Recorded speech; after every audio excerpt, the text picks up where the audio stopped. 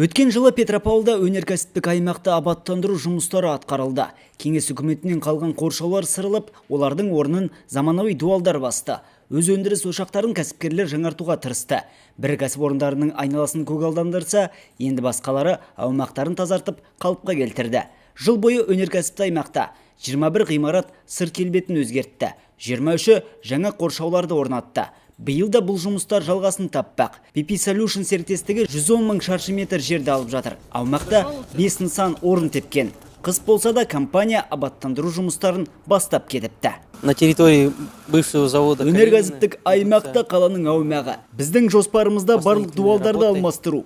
Кейін жазда ғимараттарды қайта қалыпқа келтіреміз. Биыл негізгі абаттандыру жұмыстары атқарылмақшы. Бүгінде серіктестіктің аумағына кірер жер жаңа қоршауларға алмастырылды. Нысанға негізгі кіреберіс жаңа кейіпке енді. Жазда компания ауқымды жұмыстарды жоспарлап қойыпты.